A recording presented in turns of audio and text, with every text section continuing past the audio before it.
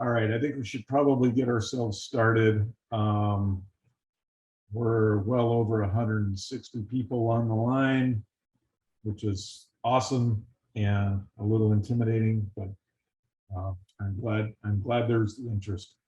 So this parallel session is I'm going to give a relatively brief overview of where we are with the system integration test and commissioning. That's what ComCam stands for. And I couldn't do this without my cohorts, Kevin, Sandrine, and Austin, amongst many others within the team. And I do want to really emphasize, as these systems are starting to come together, it is truly a team effort as we go forward. So just some friendly reminders. You heard Steve and Victor comment this morning about our code of conduct. Be kind, trust, respect, be mindful of diversity. If you observe any of these kinds of behaviors, reach out to either myself or Victor or Steve and let us know. Also, just full disclosure, all these talks at this workshop, this one included, will be recorded. As we go, put your questions in Slack and if you are have like-minded questions, give a thumbs up so that we can sort of parse out the questions that need attention, and show appreciation for how things are going. So I'm the chair of this session. There's the Slack channel there. This is the preferred channel for asking questions. We will monitor Zoom to some extent, but just keep in mind that the Zoom chat will not be preserved, because when the Zoom gets closed out, the chat history is erased. Hat tip to Keith for being my scribe today, and he's got a Google Doc ready there for people to link to. So let me preface this with the outline. I'm going to keep this, I hope to be relatively short in our time slot, and really encourage a lot of dialogue and questions from our attendees today. So I want to give you a quick update on the sitcom team. We've got some new members joining. I want to do a rough summary of the schedule and milestones, give an overview of the sequencing of integration that we've been in progress with, and then get in a little bit of the details of some of the technical updates. And then just wrap up with, I said conclusions, but actually the last slide I have is a slide on what's in the near-term horizon, and then open up the floor for questions. And I know it's a little hard on Zoom to do interactive questions, but if there are questions, raise your hand, and we will address those as best we can. So, proceeding. Some sitcom team updates. So, in the past, it's been, I would say, I've been the leader of the sitcom team. I still am, but it's clear that as we get into the thick of things, that we need to have a more structured organization. And so Kevin and Sandrine are now part of my management team. And then we've also put together what we call the sitcom leadership team that covers, I think, maybe not everything of sitcom, but the key elements of sitcom. And these are meant to be points of contact, so that that me personally am not the only point of contact when you want to have questions or have issues relating to sitcom. So we have Keith Bechtel for science verification, Holger Dross for our Chilean science liaison to the community in Chile. Leanne Guy, again, science verification, and our DM person. Got Patrick as the calibration person, Robert as system software integration, Austin as the system engineering and verification lead, and then Brian Stalder representing or the contact point for ComCam and LSSTCam. And the point of having this leadership team is to sort of distribute the load a little bit. And it's not that every single one of these people are going to do everything related to their domain expertise, but they are the point of contacts that you know, you don't throw a question to me and it gets lost in the noise. And this is still dynamic. It'll adjust as we go, but this is the initial construct of our team leadership. I do want to point out that we have a few new faces in our team. We have a couple new observing specialists, Alicia Shugart and Ioana Sutuela. Welcome to the team, and they are in Chile and are either getting engaged or fully engaged in the activities in Chile to help us out. And I want to point out that our observing specialists are cast in a role that is more than just operating the telescope or operating the instrument. They're really part of the integrated SITCOM team and doing all kinds of great stuff for us. We've also hired two new support scientists. We've got Bruno Quint and Eric Dennehy, sorry. And both of them currently are in Chile. Eric will be coming up to Tucson here in the not too distant future to be supporting the science verification effort. But our team is growing, and we will be growing even further. We're going to be sending out new round of applications for additional observing specialists in the very near future. So it's great to see this team growing as it goes. So let's see. As part of our growing team, many of you have seen the announcement of opportunity to engage the community. Both Victor and Steve mentioned that in the plenary this morning. And we've already had some responses from our international contributors to contribute to commissioning. And this announcement of opportunity is to engage our US and Chile science community to become part of the team. So the timeline that we laid out, we put out the announcement in July, last month. You'll hear later today at 1:15 Pacific Daylight Time, responses to questions that we've received thus far, and there'll be some interaction with the workshop question and answers. October 1 is we are expecting our responses to the AO to be received, and then by the end of the calendar year, the project will have an evaluation and responses to the AO proposals. And to maybe short circuit, one of the questions that we often get is like, why should I bother to respond to this AO? And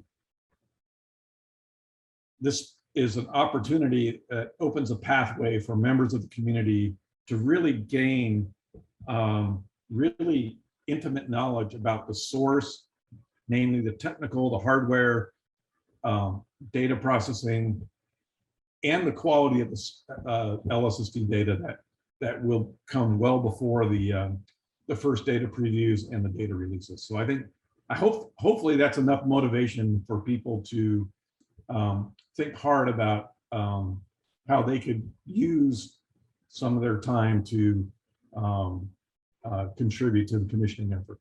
And again, we will have a Q&A session later today at 1:15. Oops. So, sure, everybody has this on their mind. As you all know, that with COVID and our replanning efforts, the schedule has been shifting around, and it's been a little hard to keep up. So let me give you a quick status of where things stand today on our key milestones that relate to CITCOM. So good news at the top bullet is ComCam plus the refrigeration pathfinder will be integrated onto the cart this week. I think Tuesday is the lift for the verification of the center of gravity point, and then Wednesday is the actual install on the cart. And that opens up a huge amount of space for us for system integration and test and verification of how the software systems interact with each other, et cetera. This will be a big milestone to get that assembly on the cart.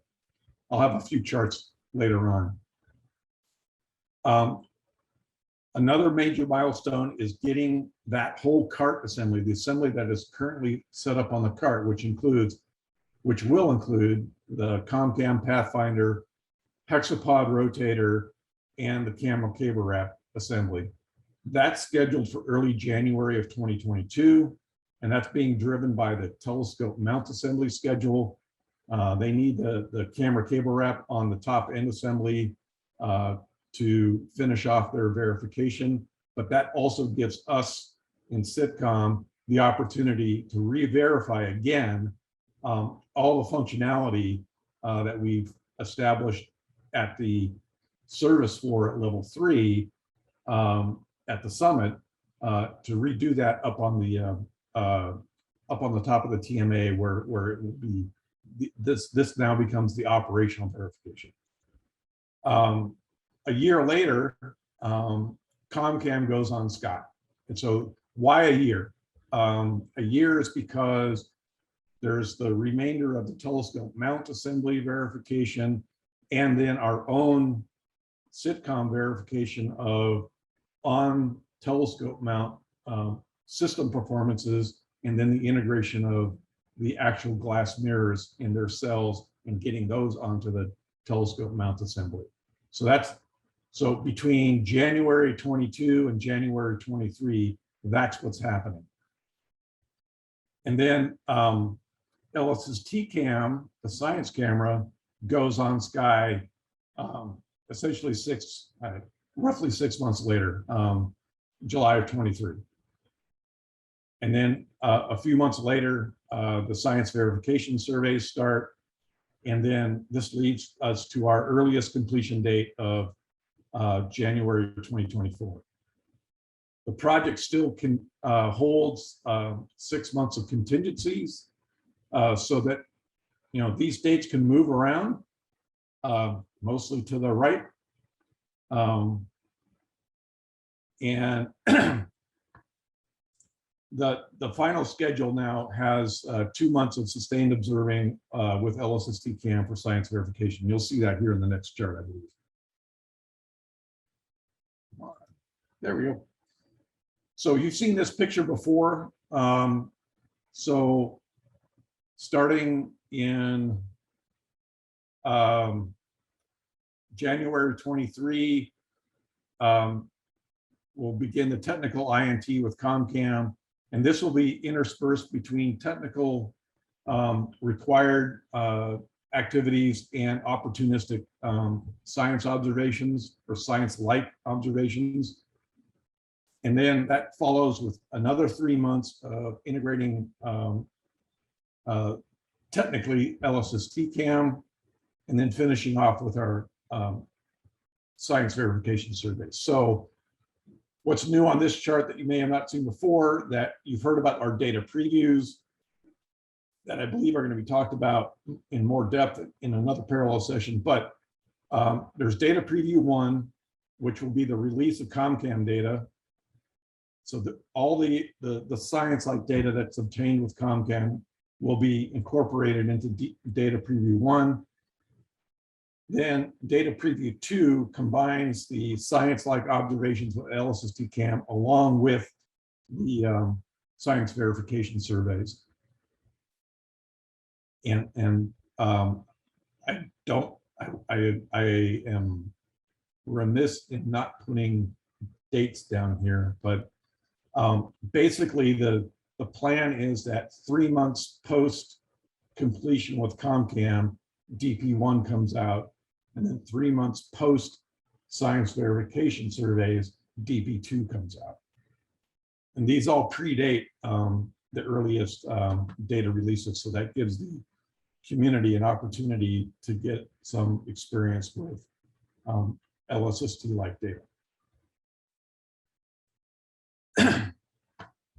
So the logic of, I don't expect you to read every little box in this diagram, but the message here is that the basic logic of putting this thing together, even in the presence of COVID, hasn't really changed much at all.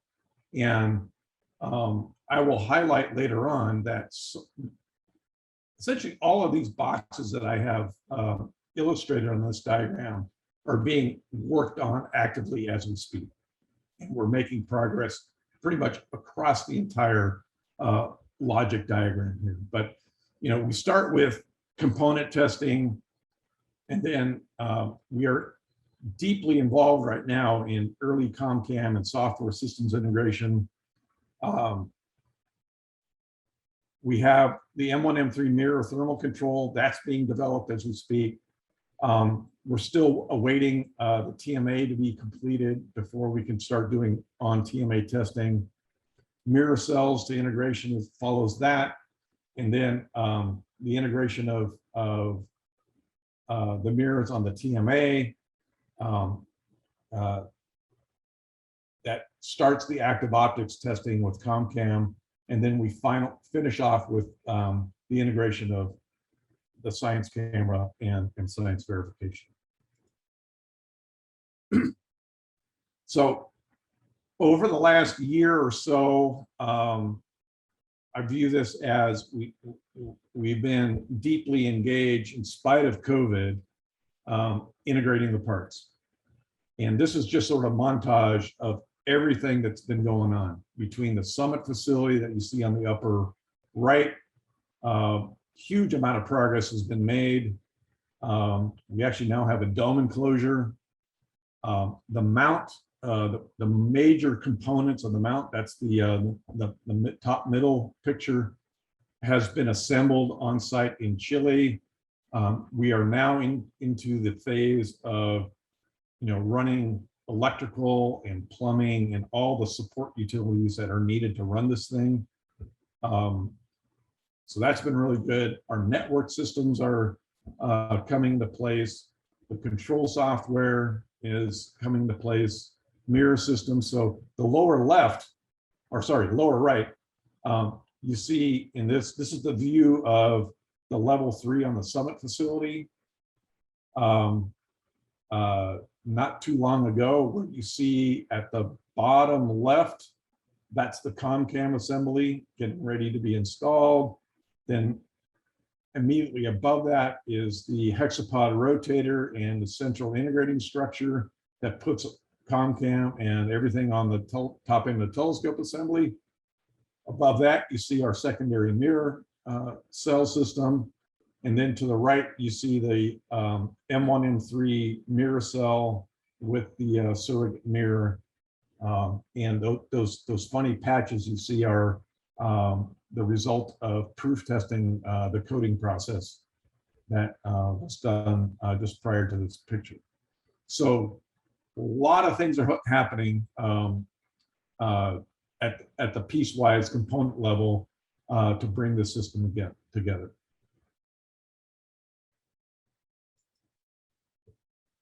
Same thing with the camera. The camera system, all the components, I believe now, are minus a couple filters, everything is in hand at Slack.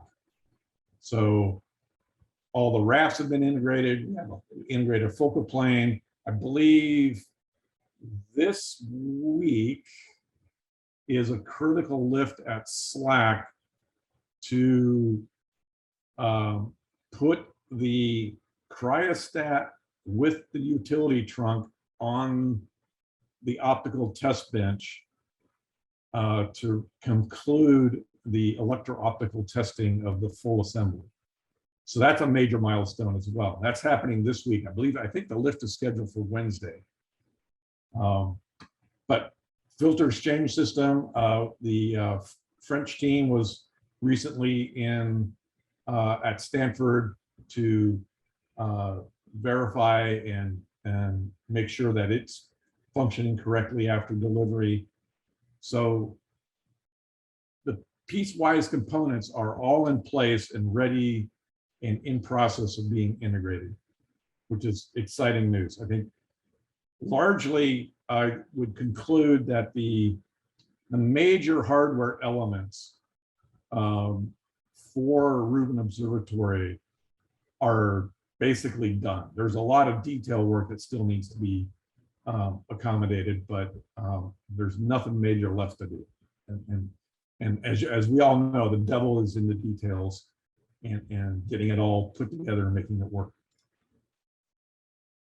So you heard, I think Steve and Victor mentioned this earlier this morning, but I think this is an important milestone to highlight that all 6 filters that will be used for the LSSD survey have been completed, measured, accepted, and I believe even the U-band has been delivered, at least to Livermore. But the set of curves you see here on the right-hand side, those are as measured, as delivered curves. This is what we're going to do the science with, folks. Some of this noisy, hashy stuff here is not quite sure how real that is, but this is the final product. And there's been a lot of progress at Slack verifying the mechanisms with the team from France, making sure those work properly, and inspecting the delivered mounted filters as they come from Lawrence Livermore to be integrated into the camera. So I think this is a huge milestone, in my opinion. This was something that we were kind of all a little bit tentative about, making sure that we got good filters. And I think we have crossed that threshold. The data management system also continues to make huge strides in performance. I think I showed this at a previous meeting, but you know, release 22 of the science pipelines is out. There's a numerous key enhancements that have been included. Some of these include deblending, which is what you see on the right-hand side, which is, you know, using a software package called Scarlet. You have the observation in the center, the model on the left, and then the residual on the right. And this is excellent progress on the data management side. There's also been significant progress on calibration. I'll have a couple of charts here in a moment. Improvements to the brighter, fatter effect. And it's been, even in spite of the COVID thing, lots of progress has been made. So here's an example of the improvements in calibration using the forward global modeling approach. So the left-hand side is sort of a standardized or standard, you know, calibration approach that was the baseline, and then the right-hand side is using the forward modeling approach. And what you can see here is that the red curve and dots between the two sides don't change much at all, but the scatter is greatly reduced.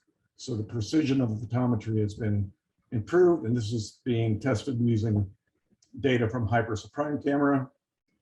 And I am expecting more improvements as we go.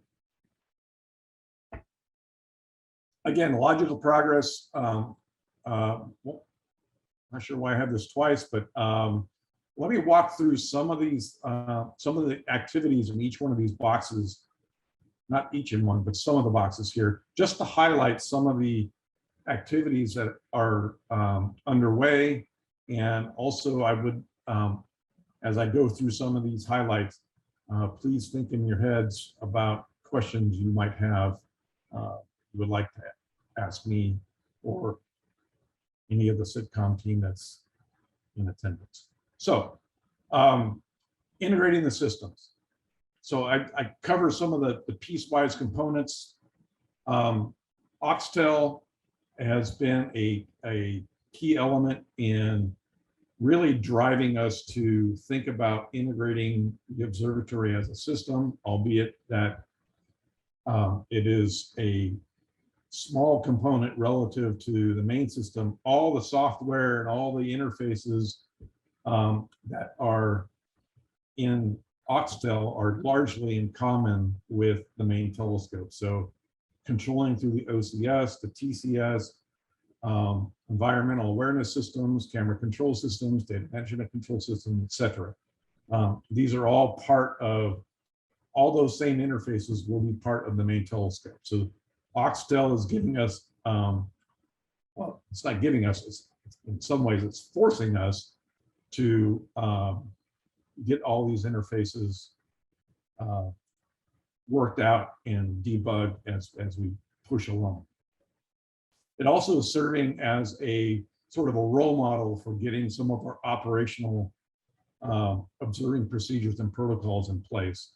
And it's also serving to start getting our staff in Chile to start thinking in the terms of a cultural shift from a construction project to an operational system.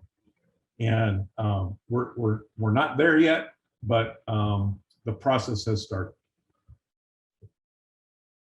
So here's a chart that was produced that I like, that shows the image from the previous chart going from sort of the initial instrument signature removal image to the modeling, all the way to an extracted spectrum, to the key components of the atmospheric parameters that we use to derive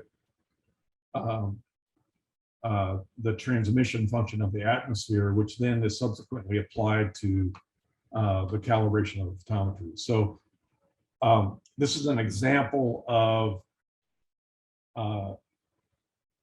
a part of the science processing that is getting to be well developed, and it's not quite yet routine, but it's getting really close to being routine, that we can just plug and play. You take an image, you get a spectrum, you get an atmospheric function.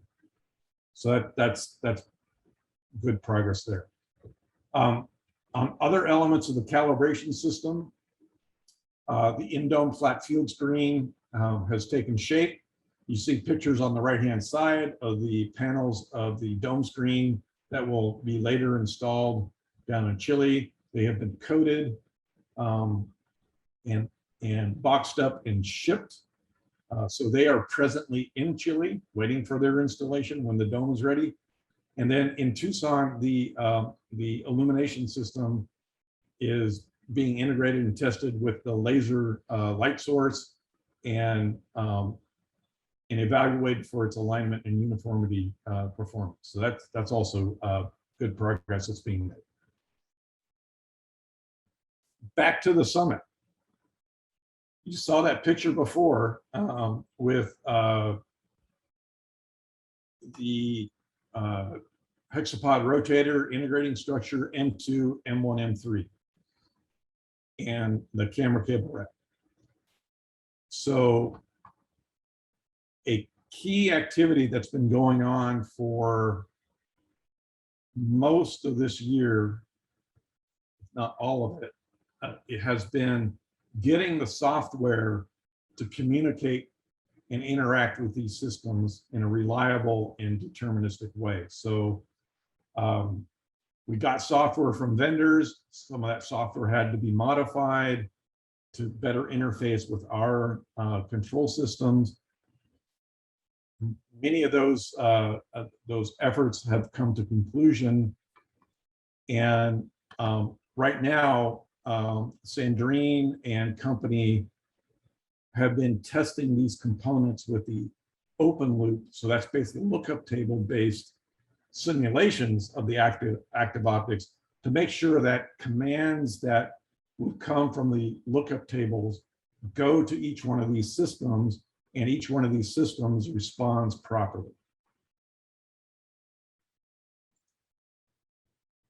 So as of now, we are in the process of doing further integration by simulating an image with ComCam. So we basically, we can store a simulated image in the ComCam data system. We can tell the ComCam to take an image, send that image then to the DM gen through Butler, send it to the data center. From the gen 3 Butler, send it to the main telescope active optics control system, and feed that back into each one of these components. So the first step was just open loop. Okay, you have a lookup table set of values, send those to the components. This last piece in green is simulating a response based on an analysis of an image and send that back to each one of these components. And this is where we are today in those verification steps. So ComCam, you heard me talk about this previously. ComCam is well advanced. We've in the last years have received ComCam in La Serena in bits and pieces. It got integrated and tested in La Serena while we were still on lockdown to the summit from COVID, but subsequently it's been reintegrated up on the summit and tested. You see an image here of the 9 sensor raft that's in ComCam with our ComCam scientist Brian in the middle there. But one thing I'd like to point out with this image, you'll notice the quality of the sensors here is extremely good. And just last week, the right-hand picture shows the back end of ComCam with its outer skin on, ready to be integrated on the hexapod rotator, which you see in the background. And all this plumbing and cabling and whatnot, this is the same interface that we'll be using for LSST cam. And so buried inside this is the refrigeration pathfinder, which will be used to commission the refrigeration system on the TMA before LSST cam goes on. So this is scheduled, as I said, this week to be, next week, you won't see this picture. Next week, this whole assembly will be, oops, come on. All right. There we go. This assembly will be attached up here on the upper left of this picture onto the hexapod rotator, and there it will stay until it goes up on the TMA. And so that's also pretty exciting. Okay, just a reminder, ComCam actually simulates the entirety of the LSST cam, both in envelope and mask, CG, moment, etc. Let's see, I already mentioned the Pathfinder. So we will be able to test both the cold systems and cryo systems before the camera goes on, and this will validate and certify that the plumbing on the TMA is ready to accept LSST cam. Okay, on the science verification side of things, again, lots of progress. We have a package now called Faro in Spanish, that stands for lighthouse. And it's intended to shine a light on the data. And this is a package that Leanne and Keith and company on the science verification team are using to develop analyses and metrics to verify and validate the science performance. So it takes as input the products coming out of the science pipelines.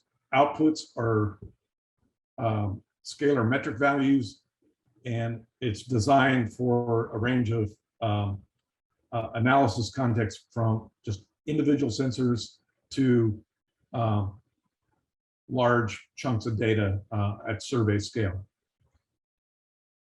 And Faro is now being used for science pipeline metric characterization and verification reports.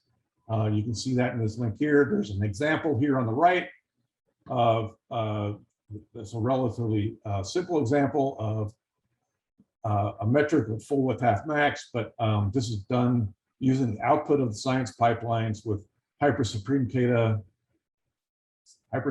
CAM data from RC2 over 48,000 individual detectors in the whole data set. So you have input data on one side, you get a metric on the other side. Faro's in the middle, and I think that's excellent progress. So going forward, the science verification metrics that will be used to verify the SRD performance will be developed out of the Faro package. Throughout all of these activities, I want to give a nod to our systems engineering verification effort. It's kind of often hidden behind the scenes, if you will, but every step of the way, we are developing detailed test cases, which then lead to a step-by-step test script. And that test script is what we hand off to the people at the summit or somewhere else to actually, this is what you have to do. You have to do one step, next step, next step. This is all being developed and recorded and managed in a Jira-based process. It's working well. And when these test scripts get completed, they result in a verification report. And the verification report is what we are going to use to, document and show that the construction project has met its requirements. And I can't thank the Austin and the systems engineering team enough for it's tedious and grueling work to get all this stuff written down, but it's also necessary and really important, and they've done an outstanding job. So what's on the horizon?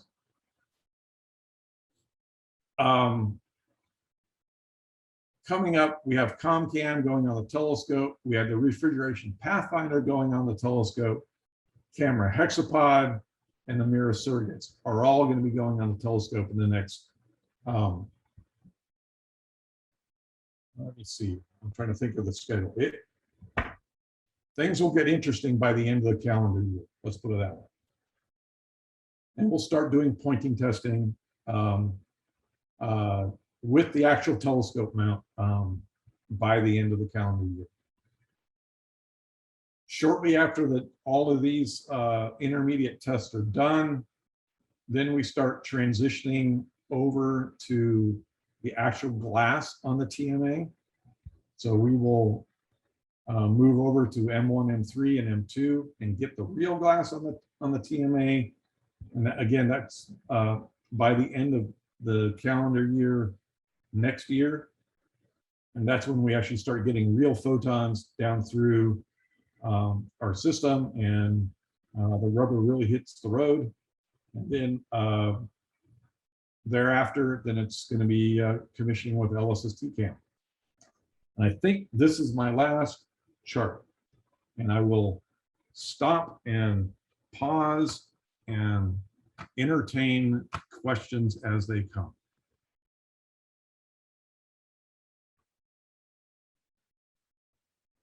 So I don't know who has been monitoring our There, Slack. there are several questions in the Slack channel, Chuck, if you can see that. Let's see if I can get to that. There's one from John Pareko that has several upvotes. Maybe John wants to ask that. I'll just ask here. I'm wondering if there's a comparison plot or a quantitative comparison of the predicted filter curves, like the ones that Lynn published, versus the measured ones you've got there. And someone followed up a similar question: are those as measured filter curves publicly available? Okay, good question. Let me get back up to that. Okay, so yes, we will make these publicly available for sure. Let me just point out that there have been some, what I would call minor deviations from the specifications for each of the filters in one way, shape, or form. I mean, the original specifications for the filters were actually pretty tight. And it's not too surprising to me to see that there were some deviations. I mean, for example, if you look at the G-band filter here, this slight roll off on the blue side doesn't precisely meet the specification requirements. This wiggle here in the I band in the middle similarly doesn't quite meet the ripple specifications. The area where it's most deviant in terms of specification is the U band. And the main deviation here is in the overall throughput or the peak efficiency. It's down by a few percent. And you know, to a certain extent, it is what it is. There are reasons to understand why the throughput of the U band is lower than we originally specified, and it has to do with the material choice of the coatings to meet the bandpass shape requirements. But I would say the answer to your question is one, yes, by and large, the filters meet the as specified envelope requirements minus the U band's throughput. And two, yes, these final throughput curves or filter curves will absolutely be made available to the community so that you guys can run your analyses and simulations.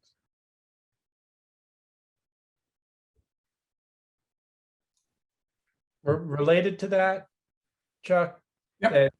I'm following up from the Slack question that I care about. Do you have plots of how the transmission varies as a function of angle? So, okay, so let me see if I can try to answer that question. So the curves you see here on this chart, these are angle averaged curves. So angle averaged over the beam footprint. So from 14 degrees to 23 degrees angle of incidence, and then area weighted over the full area of the filter. So let me see if I can ask a clarifying question. Are you, when you say angle, do you mean angle of incidence or angle of field?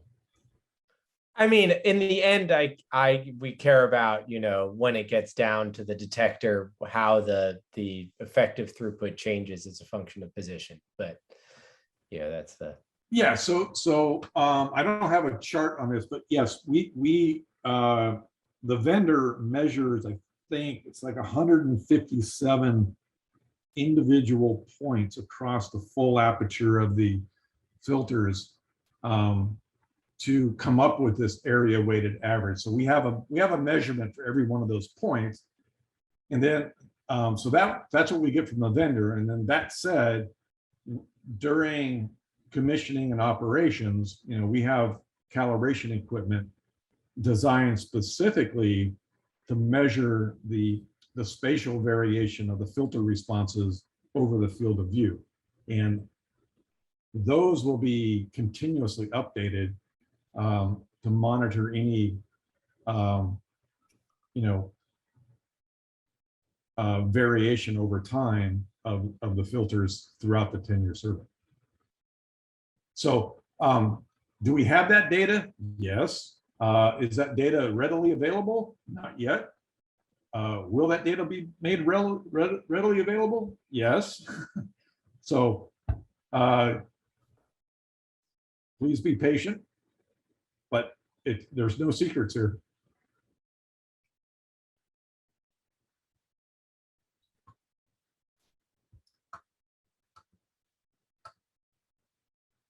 So let's see.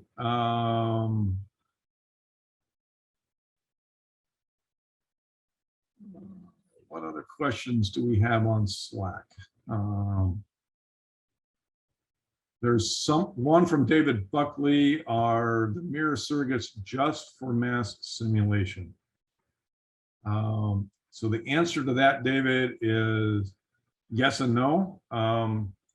They were designed and constructed both to have the all the physical properties of the actual glass. So the M2 surrogate has the same stiffness, center of gravity, moment, so that when we apply forces and we measure responses, that it should be the same as the regular glass. Same with the M1, M3 surrogate.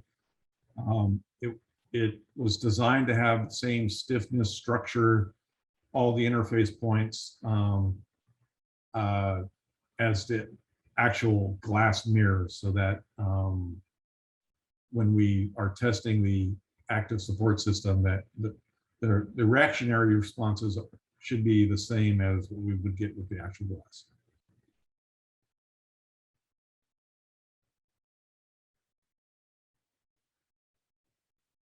All right, other questions?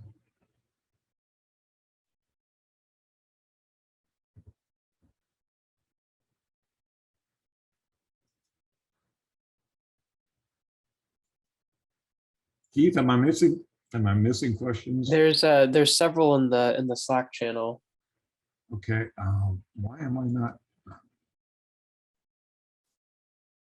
Questions from Gotham, Alessandro, Michael Strauss. Do you see those? No. I'm also not seeing those. I might suggest maybe putting the link in the chat. Maybe we're looking at the wrong chat room. Day 1, Monday, slot 2C commissioning update, sir.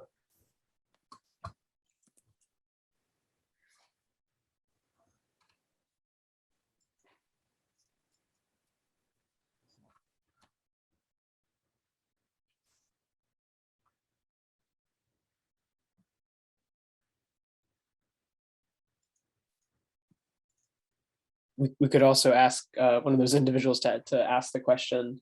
Yeah, if there's not a lot of questions to ask on the Slack chat, then So there's one that has several upvotes from Michael Strauss. Can you give some examples of how community members could contribute to the commissioning exercise?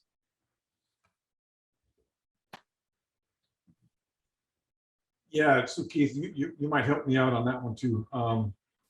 I think the announcement of opportunity gave a number of different examples.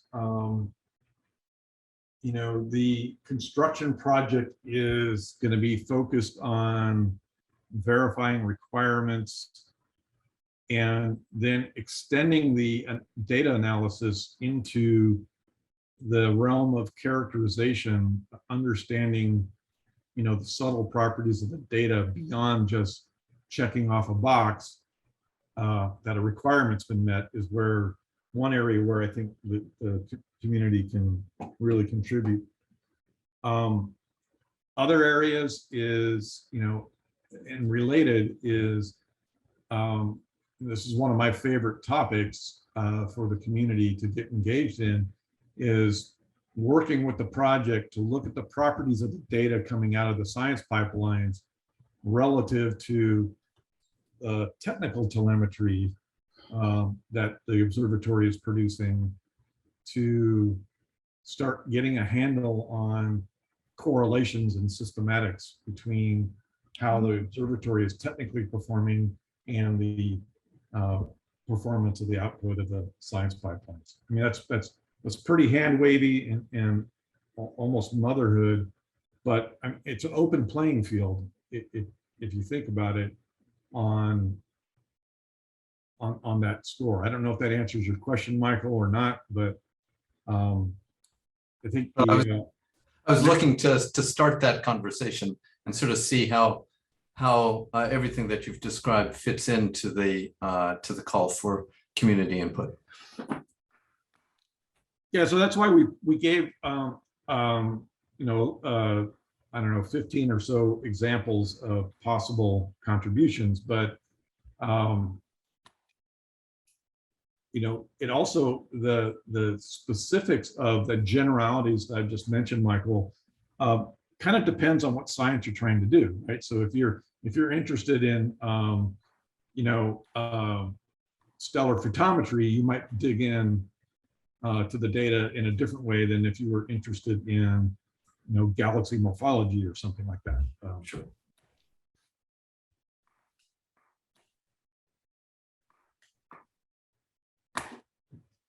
All right. There's another question that has many upvotes. This comes from Meg Schwam. Each science collaboration has someone from the commissioning team serving as a liaison. How do you see that role being utilized going forward? For example, will the liaisons be developing commissioning plans from the proposals submitted by the science collaborations last year? Another good question. I would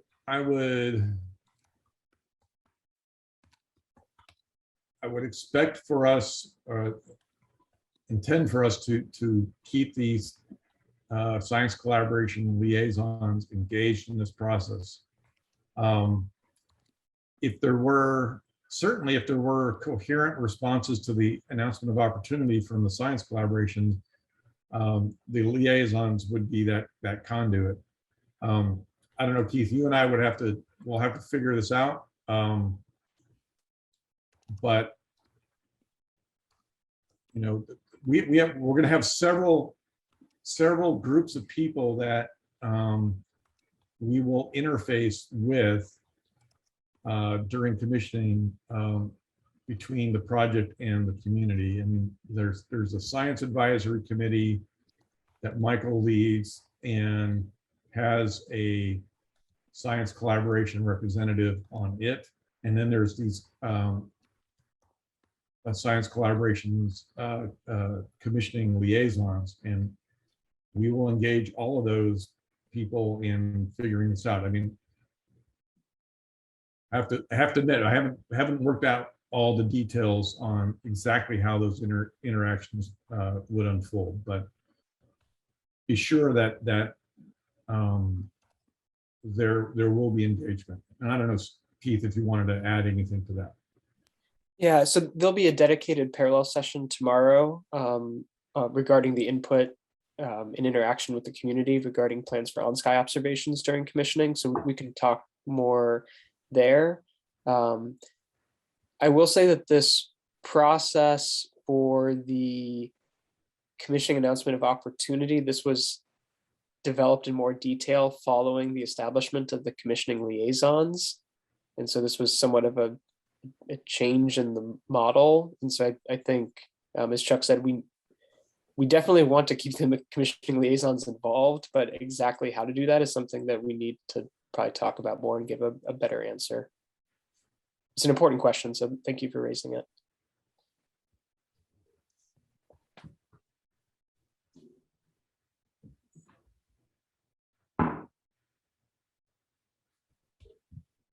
Other questions?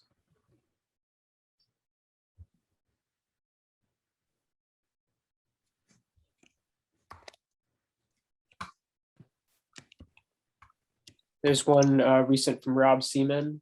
At what point will alerts begin flowing through community brokers, including especially solar system alerts?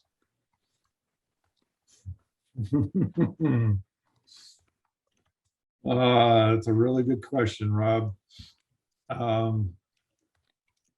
We will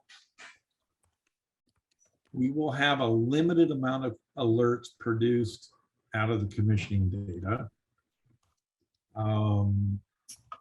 In particular, one of the science validation surveys at the end of the commissioning effort is designed specifically to validate the alert production pipelines.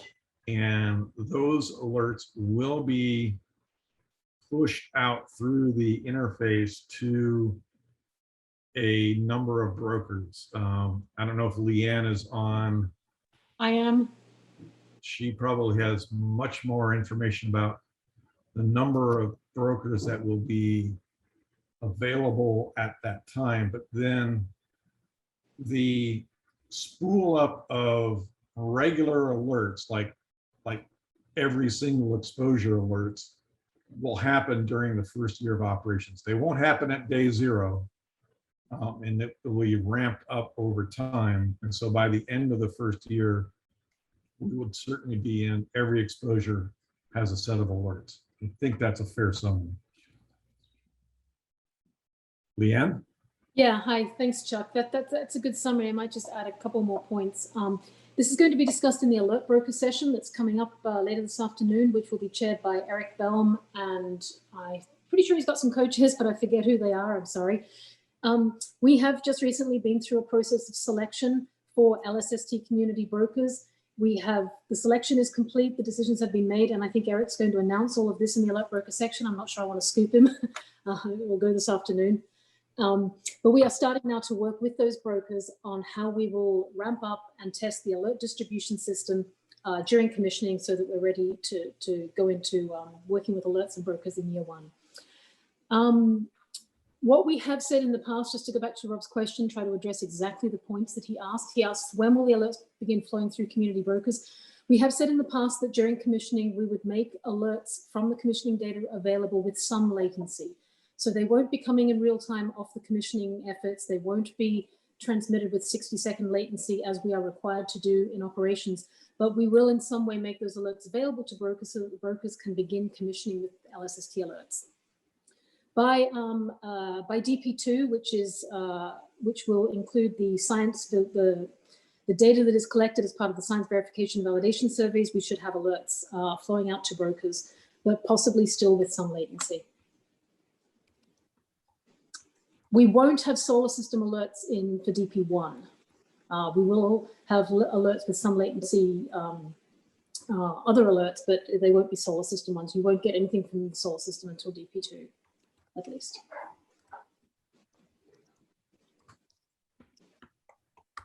Thanks, Dan. We're at the bottom of the hour. Any other questions on Slack, Keith? I'm sorry, I'm Slack challenged at the moment. Oh no, I see it.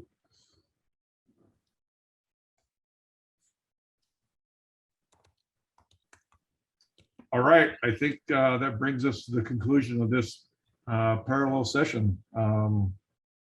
Thank you, everybody. We had 200 plus at one point.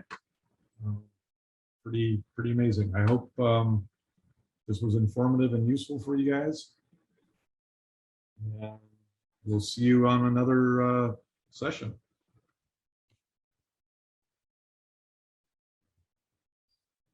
Thank you. Bye. Thanks, Chuck. Great session.